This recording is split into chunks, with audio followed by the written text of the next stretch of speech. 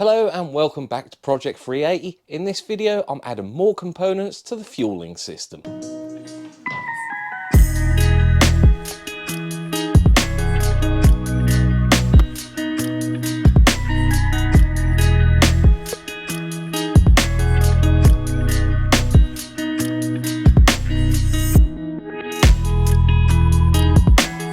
So you may remember a very long time ago, I installed an AEM 340 litre an hour fuel pump, an inline fuel filter with AN fittings, some Injector Dynamics ID 1050X injectors, and a Radium billet fuel rail. But that was just the start of the fueling system. So today I'll be installing a Radium fuel pressure regulator with a Radium pressure gauge, a Radium fuel pulse damper, and a flex fuel sensor. I'm going to start things off today with the Radium fuel pressure regulator. I'll take you in for a closer look on how this works. This fuel pressure regulator regulates the pressure of the fuel returning back to the tank, and you can adjust it on the top here. If you release the lock and nut, you can then screw this grub screw on top, in or out. In for more pressure, out for less. There's a vacuum pipe here that goes to the inlet. This will allow the fuel pressure to raise and lower, depending if the inlet manifold is seeing vacuum or boost. The port on the side is an AN6 ORB fitting. This is where the fuel comes from the fuel rail into the fuel pressure regulator. And underneath is another AN6 ORB fitting that is your return line back to the tank. And either side of that we have two 1/8 NPT auxiliary fittings. These could be used for fuel pressure sensors or a fuel pressure gauge. So how this works, inside here there is a diaphragm which you can control, making it looser or tighter, adjusting the base fuel pressure, and then the vacuum line does the rest. So this fuel pressure regulator, or FPR for short, is designed to bolt straight onto the Radium fuel rail, but on the MX5 this isn't the case. So I've taken the fuel rail off the car to show you how the fuel pressure regulator fits, and it is designed to screw straight onto the rail. It can go in any three of the holes on the Radium fuel rail, even this one, but it did look a little bit unsightly. Now this just isn't going to work. So if you install it on the end nearest the bulkhead, it actually hits the head there, and you can't clamp the fuel rail down properly. And the same this end, there's just not enough space to bolt it directly onto the fuel rail. So my solution was to get the AN8 ORB fitting to AN6 fitting that's supplied with the fuel rail, put that in the end there. Then an AN6 to AN6 female 90-degree fitting. Then on the fuel pressure regulator itself, an AN6 ORB fitting to an AN6 fitting, installed in the port to go straight from the rail, and install that onto the 90-degree fitting. Now this should clear the head nicely. Now I'm going to utilise this auxiliary port here. It's just got a 1/8 NPT bung in there at the minute. Now because Radium are American, you need a 3/16 Allen key to remove that bung. And I'm going to install the Radium fuel pressure gauge in there, which has a 1/8 NPT fitting.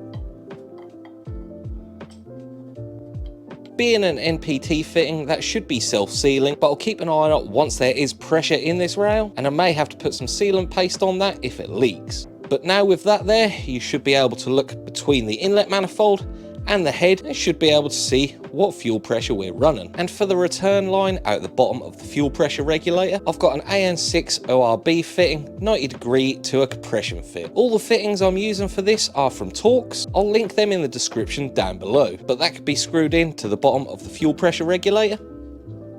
So now I can work out my return line. Now for the Radium fuel pulse damper. This probably isn't necessary for my build, but you know me, I do like to go a little bit overkill. And when I started reading on what these do, I really wanted one. So in the fuel rail, you've got 4 injectors going off at different times. And this is creating a pulse in the fuel rail, which under extreme circumstances can lead the injectors to do funny things, and could possibly cause the fuel pressure to go a little bit up and down. So again, there is a diaphragm in here controlled by the vacuum or boost, whatever the inlet is seeing, to hopefully calm the fuel pulses in the rail down. Now this too is direct bolt on to the Radium fuel rail, and I'm going to utilise this top port here on my fuel rail. And I've already checked the fitment. This is fine to go on the fuel rail here. It doesn't interfere with anything.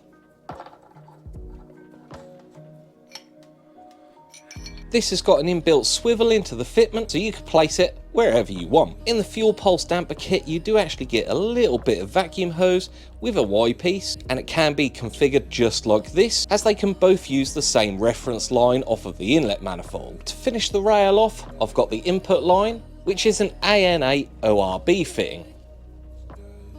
Now this is ready to be installed on the car.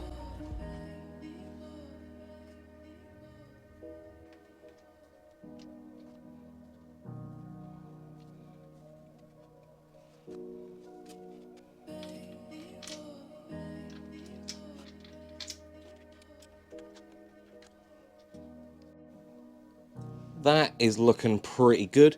I think I'm now going to raise the fuel pressure regulator up a little bit to allow the return line to sit a little bit better on top of the intake runners.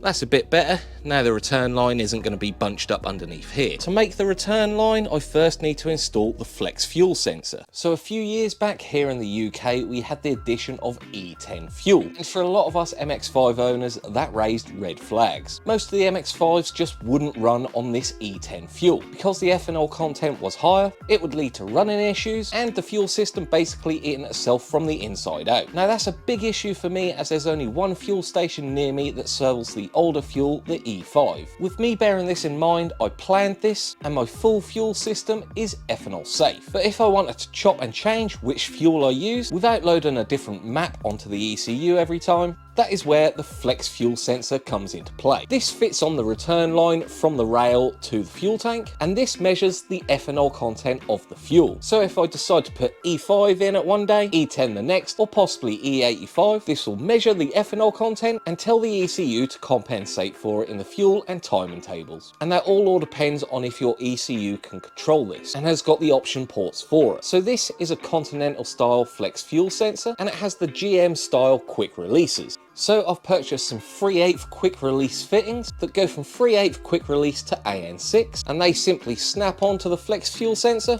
but you do need a special tool to release these. I purchased this flex fuel sensor off of Boffy Racing, and for a good reason. If you purchase the kit from Boffy Racing, it also comes with an adapter bracket and the 3-pin plug. So now it's time to find a nice place to mount this. I think I'm going to mount it somewhere down here, as there's a lot of free space, and something like that. I think I'm going to utilise this hole here and put a nutsert in that so I can bolt down the bracket. So I've put my little nutsert into the chassis, and the bottom of the flex fuel sensor has to go on first. Make sure you put the nuts in the bottom part of the bracket before you install the bracket onto the chassis.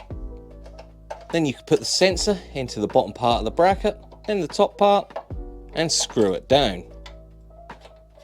With that in place, I can now plan my return line. I've spent a bit of time off of camera making some AN6 lines. So we've got the line here coming from the fuel filter and the tank straight into the rail, through the rail and all the injectors, with the pulse damper into the fuel pressure regulator, then the return line from the fuel pressure regulator running underneath the rail, beside the intake line, underneath the intake manifold, down to our flex fuel sensor, and then from our sensor back to the tank. All I think I need now is an AN6 separator to hold the feed and the return nicely into place. But that is looking really neat once all the wiring's out the way, and I'm really happy with that. I think the fuel pressure gauge is in a really nice spot. You could stand at the front of the engine and see what we're running, and I think that makes the whole thing look really neat. So that is a Radium fuel pressure regulator with a pulse damper and a flex fuel sensor all installed, and now I know I can safely run whatever fuel I like. If this video helped you install your fuel system to your MX5, let me know in the comments down below. Leave this video a like, subscribe if you're new, and I'll see you in the next one.